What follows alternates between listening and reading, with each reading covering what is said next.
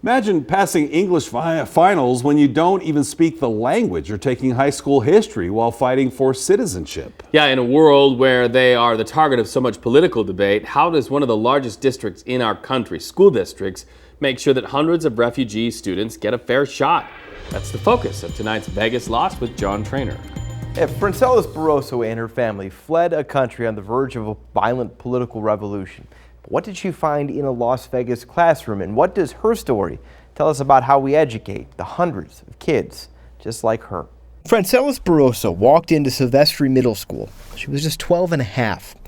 She was missing a few things. I don't know English, I don't know how to communicate with other people, so what I need to do now. Her future was in an unfamiliar classroom in Las Vegas. Her past was hundreds of miles away in the poverty and corruption of Venezuela. She fled with her family to escape political violence there.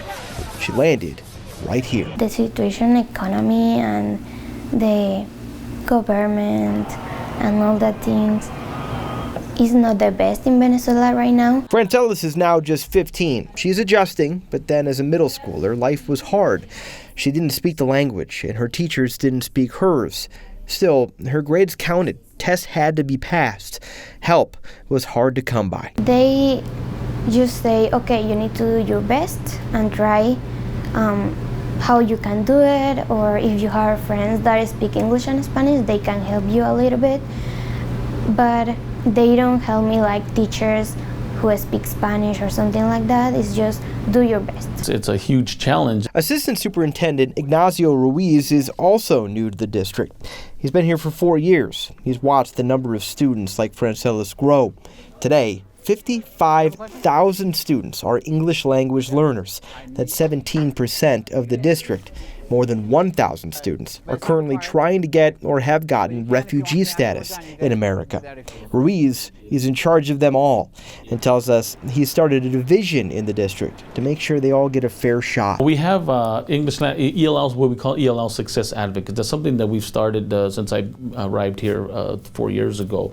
And this is kind of like a liaison teacher that's on like a special assignment that takes on additional work, if you will, to be the success advocate for our students. So as their focus is really on the English language learners arriving at their school, and to help them navigate the scheduling, the attendance, speaking with the parents, getting them interpreter services if they need that. The cracks that Francelis seemed to fall through are getting filled now. The district, with the help of federal grant money, has expanded its staff. Now there's another thing threatening those students. Fear of what's happening outside school walls. Because of the environment, the way it is, They're going to be targeted. Yeah. At one of those high schools in the district, Valley High School, has actually seen parents not show up to meetings. Food banks are now getting empty because people are worried about possible ICE deportations, other things. We'll take you to Valley High. You'll see how they're dealing with a really large population over there. 14 languages spoken by some kids individually. Wow. That's on Thursday. That's a tall order. Yeah, and with everything they're going through to get through high school at the same time, it's amazing. Exactly. John, thanks. All right, if you have an idea for our Vegas Lost series, you can email those to vegaslost@news3lv.com. We also have a hotline you can call, 702-909-2138, and go to Facebook. In just a few minutes, John will log on to our News 3 Facebook page to take your questions and comments and ideas live.